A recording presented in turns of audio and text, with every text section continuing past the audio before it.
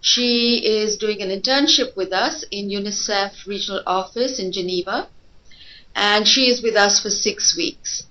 Now, Alessandra has been very closely involved in Brazil with the Better Early Childhood program, and I would like, without further ado, to pass the floor to Alessandra, just to let you know that we will be recording this webinar and it will be available to you later. So I will pass the floor to Alessandra. Thank you so much, Alessandra.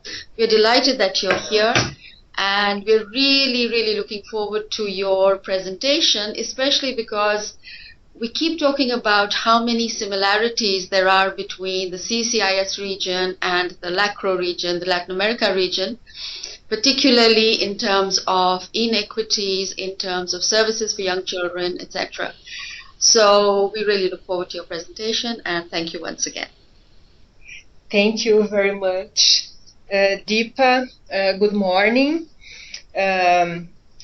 First of all, I would like to thank for this remarkable opportunity to take the internship here, and to thank Ms. Marie-Pierre Poiret, the regional director, and especially Ms. Deepa Grover, the ECD regional advisor, for this remarkable opportunity and for the invitation to conduct this webinar. It's really a great pleasure for me sharing with you all what Brazil and Rio Grande do Sul state in particular are doing to improve children's quality of life and early childhood development. As an introduction, I will briefly present general data on the Brazilian context and some indicators related to early childhood. Then I will present the PIN program, Primeira Infância Melhor in Portuguese, and the Better Early Childhood in English, which is the main topic of this session. Finally, there are some lessons learned and closing remarks that hopefully can provide some insight into your own efforts to strengthen comprehensive home visiting interventions to young children and their families. Brazil is the largest country in both South America and the Latin American region. It is the largest Portuguese-speaking country in the world and the only one in the Americas. It has over 200 million inhabitants, 16.7 million are children from 0 to 5. 8.5% of its total population live in extreme poverty with less than $35 per month, and 12% of them are children from 0 to 4 years old. Brazil is the seventh largest economy in the world. However, inequality is still a big concern. In Brazil, early childhood education is delivered through two age-specific services: daycare centers, also called creches for children from 0 to 3, and preschools for ages 4 and 5, and it is the first level of basic education. 23.2% of children from 0 to 3 are enrolled in daycare centers, while more than 81% of 4 and 5 years old are attending preschools. Preschool education will be compulsory as from 2016, according to the law. Brazil has a public health system which provides universal and free services to all citizens.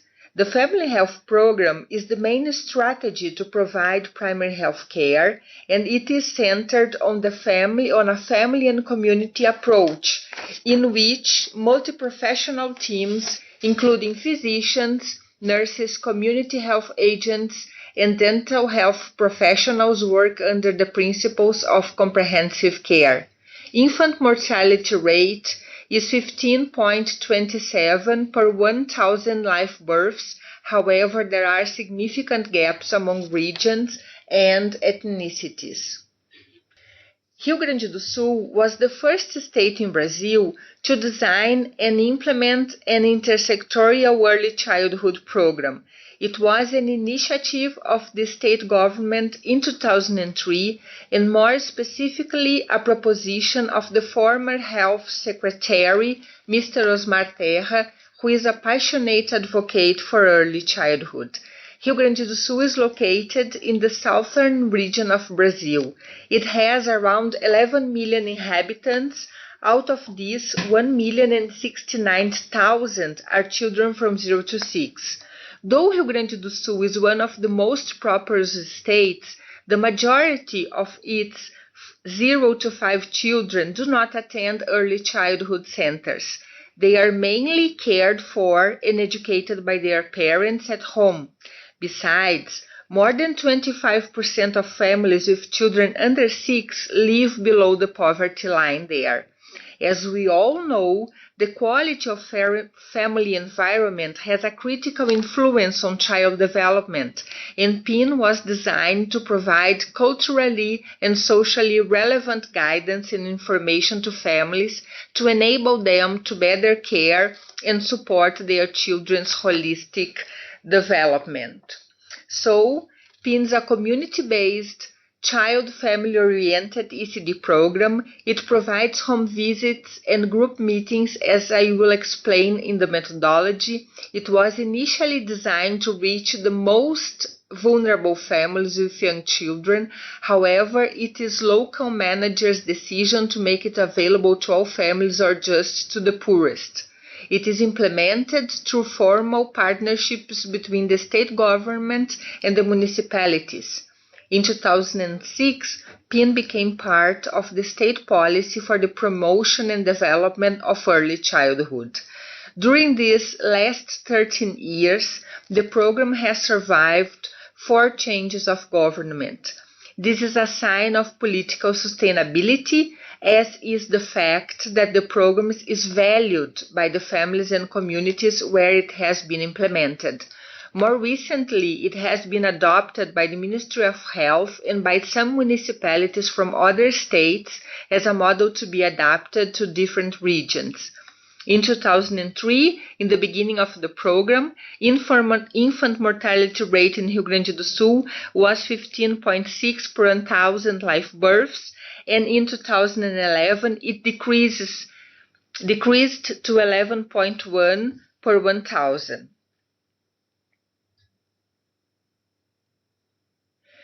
PIN's goal is to provide guidance to families based on their own culture and experiences, to allow them to promote their children's holistic development from pregnancy to 5 years of age, with emphasis on the first 3 years of life.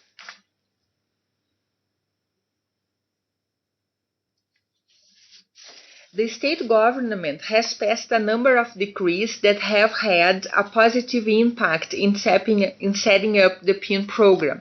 For instance, a decree to set up the intersectorial State Committee for Early Childhood Development, another to establish the Baby's Day in the state, a regulation to set up the PIN program and its funding mechanism, which is a state financial incentive transferred to municipalities per home visitor per month.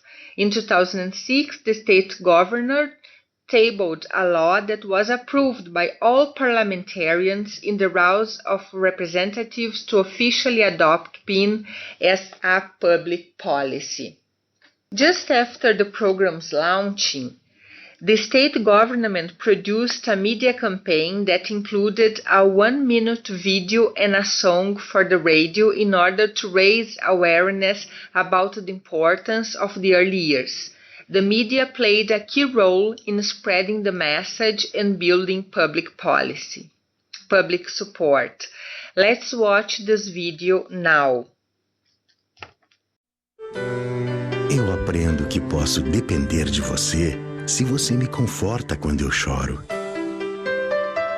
Eu aprendo a me sentir seguro para explorar o mundo se você está me olhando e me protegendo. Eu aprendo a me acalmar e esperar até que você volte, porque você sempre volta. Você pode não saber, mas eu entendo e sinto. muito mais do que posso falar.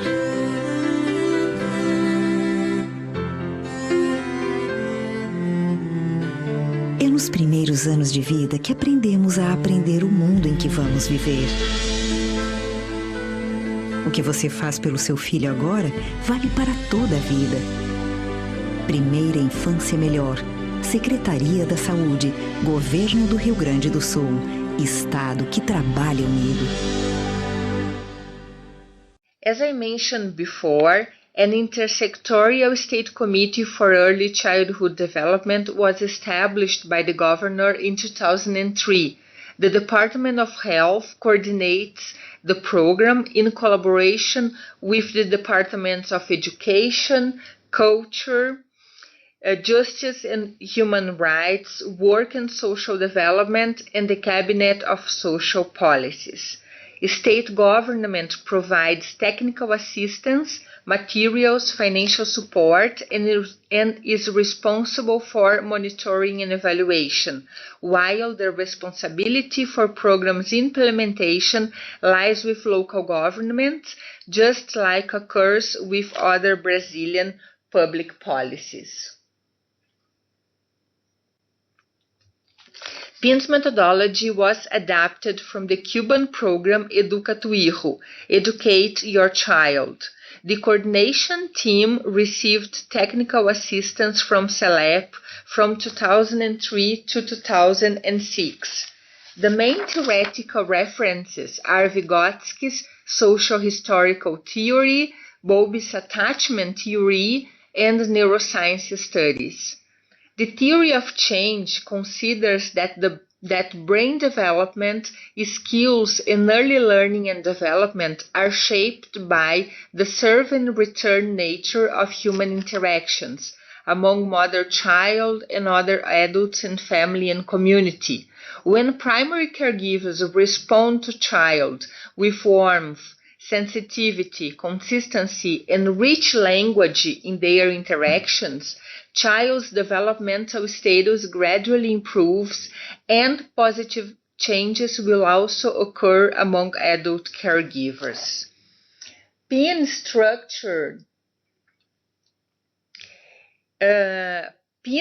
structured around three key elements: family, community, and intersectoriality. Family is considered the primary and most important environment for early human development. It is an affective unit of relationship, care, protection, and education. In parenting programs like the PIN, it's assumed that outcomes for children are mediated by changes that programs create in parents. The programs views the community as a central space for potentialities in human, material, and institutional resources. Its values, traditions, and culture are key elements for the education, health, and development of children. Intersectoriality is defined as a coordinated framework for action to support early child development from conception to 5, as well as to raise full commitment of administrations in all spheres. PIN is coordinated by an intersectorial state technical team led by the health sector. At local level, it is implemented by the municipalities. There is an intersectorial municipal technical team in each municipality. There are monitors who provide supervision to home visitors every week. One monitor supervises 5 home visitors, and monitors have university degree, and most of them are civil servants. Home visitors provide guidance to families on stimulation activities every week.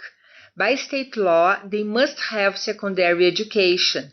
Most of them are undergraduate students of pedagogy, psychology, social work, nursing, among others. They receive a salary to work for the program, and they have an initial training of 60 hours before starting, and they have periodic training sessions. Each home visitor is in charge of 25 families.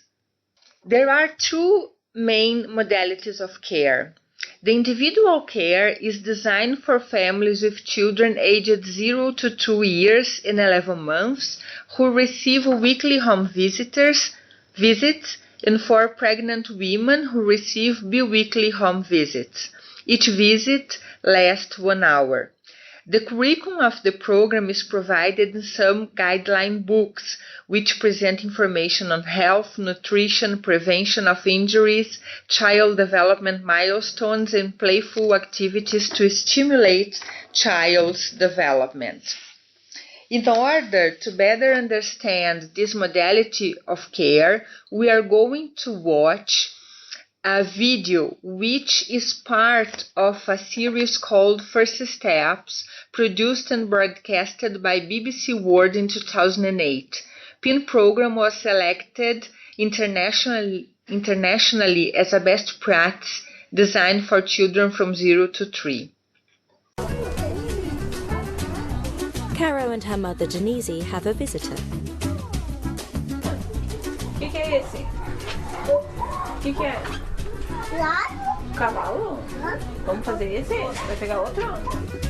Maria Seleche is one of 29 home visitors who work for the Better Early Childhood Programme, or PIM for short.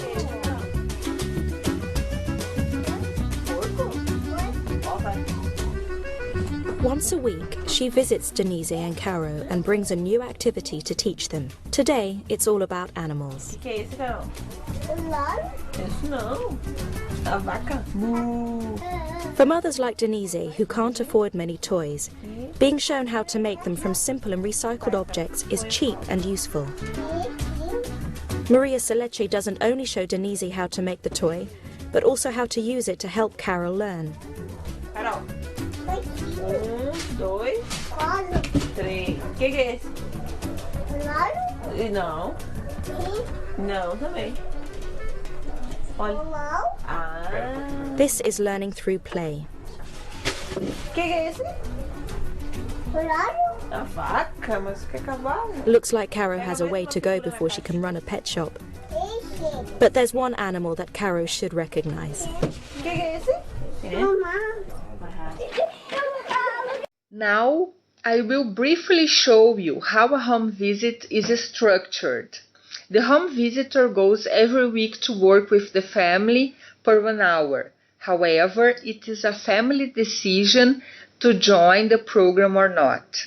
Eligible families are referred to PIN by the community health agent. So, reception in the house. First part is the compilation and evaluation of activities of the previous week. Home visitor provides guidance on activities and related materials for immediate use and family participation. Most of these activities are presented in the book collection, Producing Arts and Playing, and the majority of toys are homemade.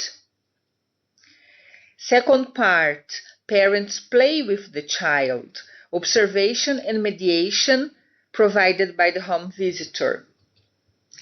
Third part, analysis of the outcome of the activities implemented with the family. Guidance for parents on parent-child activities that may be carried out during the next week. And goodbye.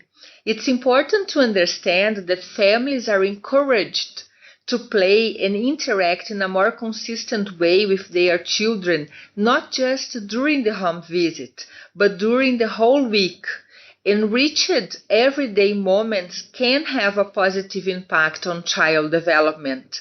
However, 1 hour per week is not enough to change development trajectories.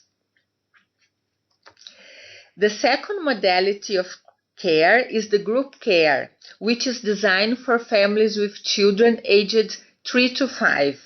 Weekly play sessions happen in community centers or parks and include games and playful educational activities coordinated by the home visitor. Children are always accompanied by a relative, mother, father, grandmother. There are also joint meetings with the family health team at the health center to inform expectant mothers and fathers on breastfeeding, delivery, health care in general. There are two special projects. This is a baby reading at PIN, which provides rhyme time and storytelling sessions at local libraries every week. A free pack of books is offered for every PIN child to promote reading at home. It was inspired on previous successful experiences such as Book Start from UK and Reach Out and Read from US. Another special project is called PIN in Diversity. It was designed specially for indigenous and quilombolas communities. Quilombolas are descendants of ancient runaway slaves. Home visitors are natives from these communities, and orientations and stimulation activities are culturally appropriate. Visitors and families use native language to communicate.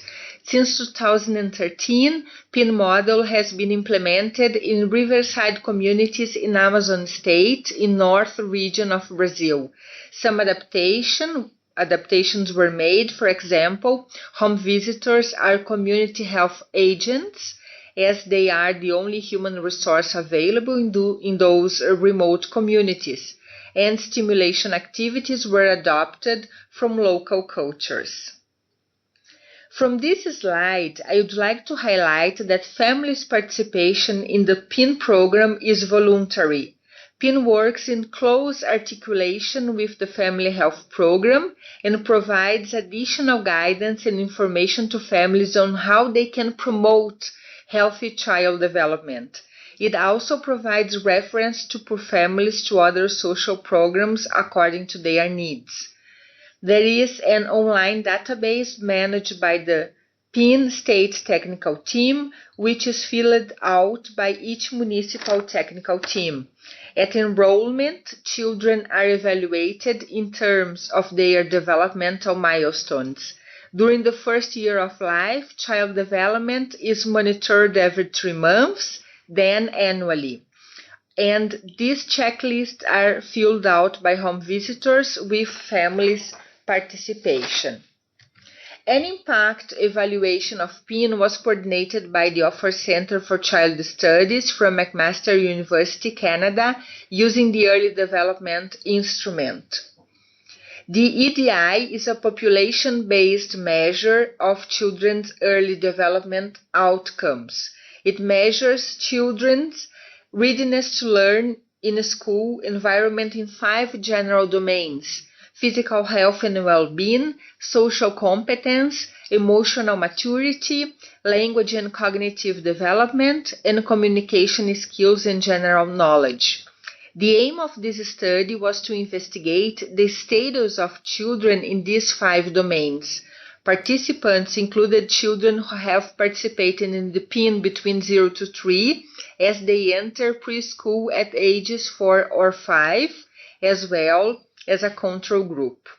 The study was carried out in 8 different cities in Rio Grande do Sul between 2011 and 2012.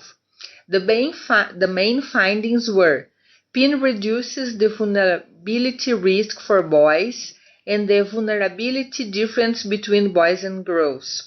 PIN reduces negative results for children with lower family income. PIN reduces negative results for children whose mothers are more educated. PIN reduces vulnerability for children who enter school later in life. And the strongest impact is felt by those children who participate for more than 2 years in the PIN program, mainly in the language cognitive area. This slide shows some materials provided by the state government to the municipalities: bicycles to home visitors, computers to set up the database system locally, books with the curriculum, among others. In this slide, we have some training, advocacy, and communication initiatives And I would like to highlight the training for radio broadcasters, which was organized in partnership with Unicef Brasilia office to include child rights, child development, and parenting issues in radio's daily program. PIN is being implemented in 265 municipalities by 2,752 home visitors and currently benefits 60,644 children from more than 5,000 low-income families, as well as 8,256 pregnant women. Finally, I would like to highlight some lessons learned. It's important to meet families where they are in arranging services. The home visitor is the program to families and children, so it's very important to provide training, supervision, and support to home visitors. A caring, professional parent-home visitor relationship supports a caring, nurturing parent-child relationship. Integrated ECD programs require careful structuring, pre- and in-service training, materials, culturally appropriate and continuous monitoring and evaluation. Vulnerable families and children benefit from a comprehensive intervention and reference to other social policies. For instance, housing, cash transfer programs, professional education, among others. And cooperation with international organizations can strengthen program both internally and externally. PIN was designed in collaboration with UNESCO Brasilia office. And some closing remarks. Leaders do make a difference. The leadership of former governor and the Secretary of Health was critical to establish the program. It demonstrated political will to invest in early childhood, and this was spread out among mayors. Raising a public awareness is key. Inform the whole population on the fundamental importance of the first years of life was critical to keep the program alive and to increase public demand for early childhood services. Public-private partnership must be valued. In several moments, the private sector supported this public policy. For example, broadcasting the institutional video with no cost. Intersectorial coordination and interdisciplinary approach are needed. The importance of integrating home visits to a comprehensive social protection system that addresses the multiple risk factors and vulnerabilities of the families. Start intervention during pregnancy to support women to alter their health-related behaviors which have impact on antenatal development and on delivery. Promoting families' participation is key. Quality should be kept in focus. Research and evaluation are powerful, and we should draw from evidence. To conclude, let's watch the third video, which was recorded in a rural area of a small city in Rio Grande do Sul, São João do Polesine. It shows how the methodology is implemented and how program is perceived by families, the home visitor, and the representatives from the municipal technical team. No pequeno município de São João do Polesine, no centro do Rio Grande do Sul, o Primeira Infância Melhor atende 82 crianças de 74 famílias. A maior parte dessas crianças, 76, residem no meio rural, onde as condições de moradia e acesso são precários. Por isso, o município aposta no programa para melhorar a qualidade de vida dos que vivem longe da cidade. Em apenas 3 anos, os primeiros resultados já animam. Os maiores benefícios observados por nós e pelos professores dessas crianças que fazem parte do programa é o maior desenvolvimento socioeducativo, o maior socialização dessas crianças quando chegam no ensino fundamental. Nas famílias observamos o maior vínculo entre pais e filhos, e nas comunidades nós observamos que há uma maior integração dessas famílias quando são solicitados o trabalho delas para realizar os trabalhos do PIM. O Grupo Técnico Municipal é formado por representantes das Secretarias de Educação, Saúde e Assistência Social. Este grupo é quem seleciona as visitadoras que fazem o trabalho a campo. Giovana Misonin é uma das 5 visitadoras do município. Todos os dias, ela prepara-se cedo para ir ao encontro das crianças.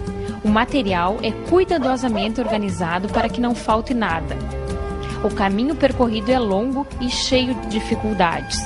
Animais, pedras, cercas, tudo tem que ser vencido para chegar onde é ansiosamente aguardada. Oi, Margarida. Tudo bom? Então.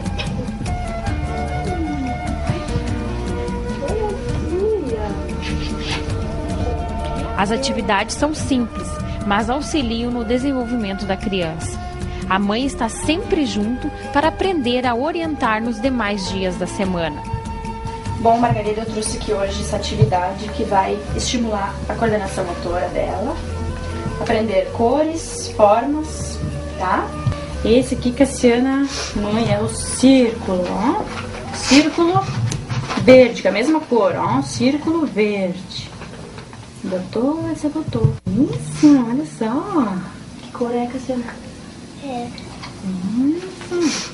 Margarida já nota o desenvolvimento da filha dia a dia. Eles ficaram mais comportados e tudo que a gente pede para eles fazerem, eles fazem primeiro. Eles não faziam, tinham vergonha de conversar com os outros. Agora eles são bem... A Cassiana, principalmente, tinha bastante vergonha dos outros, não saía nem para fora para conversar. Agora ela já tá bem diferente. E ela gosta de esperar a Giovana para o dia que ela chega? Gosta, ela mesma se arruma, espera a Giovana, não chega no dia, a Giovana, às vezes acontece alguma coisa que ela não vem, ela fica até estranha, assim. O programa atende crianças de 0 a 6 anos, auxiliando no desenvolvimento das capacidades físicas, intelectuais, sociais e emocionais. Com os bebês, as principais atividades ajudam no desenvolvimento motor, enquanto que com os maiores, os pais observam melhoria na socialização e nas atividades escolares. Notei que elas ficaram bastante espertas e tímidas, eram bastante. A Daniela era tímida e agora ela se desenvolveu, tanto no colégio como em casa. Tem a Thaís também fala bastante, tudo certinho as palavras, e que a Giovana ensina bastante para as crianças. E eu adoro a Giovana também, né, Giovana? E gosto bastante da Giovana e ela trata bem as crianças também. Fica esperando sempre o dia da Giovana vir. Fica esperando, troca de roupa e se cuida para não sujar, até na chegada da Giovana. Daí a Giovana chega, ela fica aliviada. Com o carinho, Giovana conquistou mães e crianças. Bom, no início do programa, as famílias não acreditavam no programa, né? Mas com o passar dos dias, do meu esforço, meu carinho, determinação, eles passaram a valorizar e gostar do programa, né? Que através das minhas orientações e atividades que eu faço nas casas, eu estou observando que eles estão dando continuidade em casa durante a semana, né? Que é o objetivo do programa, orientar e continuar durante a semana, né? Nem as dificuldades do caminho desanimam a visitadora. É que eu gosto. Claro, é difícil vir até aqui, chegar até aqui, mas eu gosto. Ser recebida com o maior carinho deles, das crianças, né? Eu ajudo eles também. O envolvimento com o programa não é só das famílias. A comunidade local também participa, através do Comitê Municipal para o Desenvolvimento Integral da Primeira Infância, do qual organizações governamentais e não governamentais fazem parte.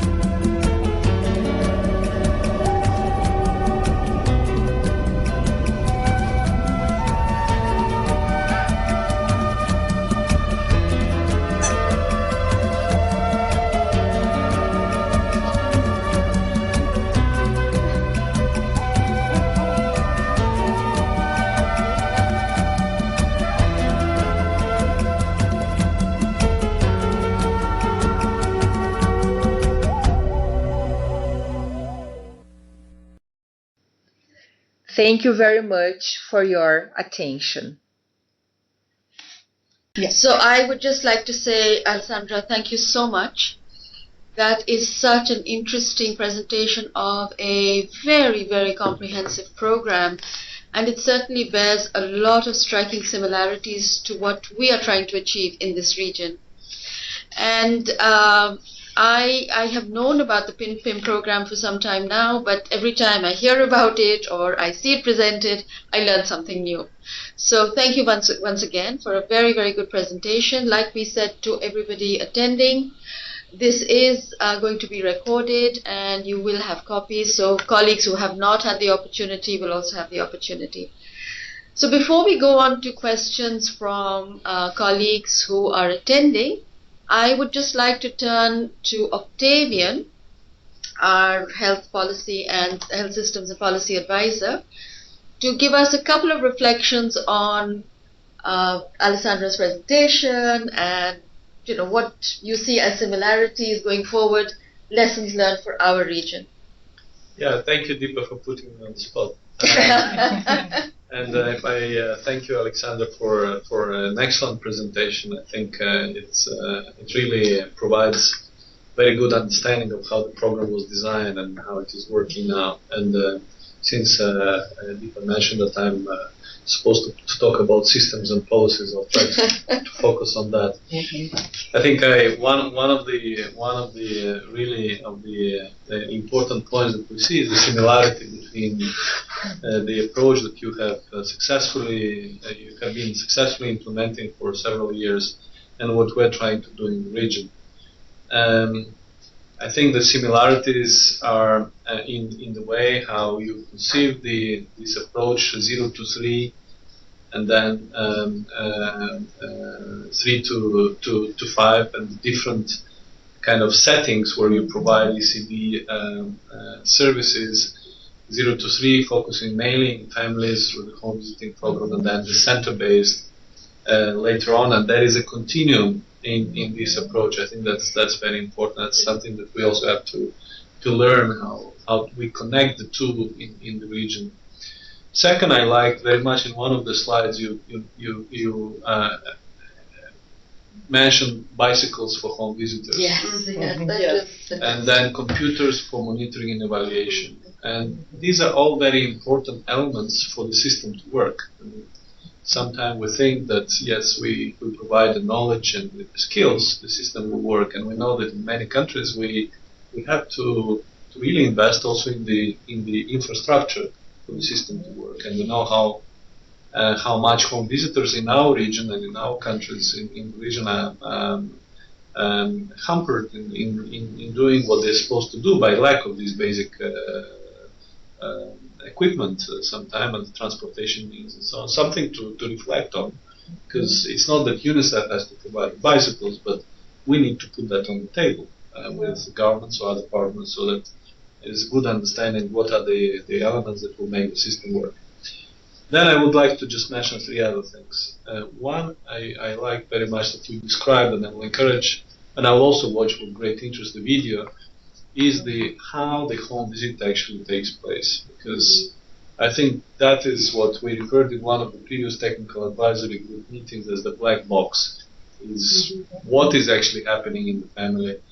And you may have all the right elements, but if the process is not right and is not conducive to that, establishing the dialogue and the partnership with the family, I think that's a critical element that I've seen in your presentation, and I think we need to focus on that. And linked to that is the M&E, and how through you build in the monitoring framework, and you had a robust system to monitor, but also evaluate the impact on child development, which then ensures the scalability of the program, and then builds the evidence. And finally is your equity focus, because you also involved communities which are hard to reach, and the linkage between the home visitors system, the mainstream, and then the community workers. I think that's also very relevant in some countries we We have the Roma house mediators that interact with the mainstream system, and certainly there is a lot to learn from the program. So I don't know whether those were reflections on systems or policies, but that's what I was able to come up with in the reaction to your very interesting presentation. And thank you so much for that. No, thank you. Thanks, Octavian. Very, very interesting remarks. And indeed, the entire presentation is full of so many highlights, but thank you for pointing out some of the key ones. I'm wondering, since we have the floor here at Bettina, you would like to ask a question or offer a reflection before we open up the floor to our colleagues in the field. Okay, sure. There are, I think, for us, a few things that are really, really important, and maybe I'll talk about a couple of things that Octavian has not mentioned. One is that the program is voluntary. In our region, most of the time the program is not voluntary. So if you have a voluntary program, you have to recruit. And this is one of the areas where we maybe don't have to put as much effort, so we can look at other areas because we do not have to do as much of the recruiting part. The other thing that I thought was extremely important are the frequency of the program, the duration. Some of the results that Alessandra had of 2 years, and the impact. So the length of the time of the program, the supervision ratio. First of all, the home visitor family ratio, 1 home visitor per 25 families. I mean, that is really, really beneficial because that's when you can develop the relationship of trust and really have the continuity. But also the supervision ratio of 1 supervisor per 5 home visitors. I mean, that's when you can do problem solving, restorative supervision, helping the home visitor, really linking the family to services. So I think these are some of the issues, aside from also, of course, the importance of research generating results that Octavian has already mentioned. But these are some of the issues that we need to talk about, of how can we promote some of these aspects in our program.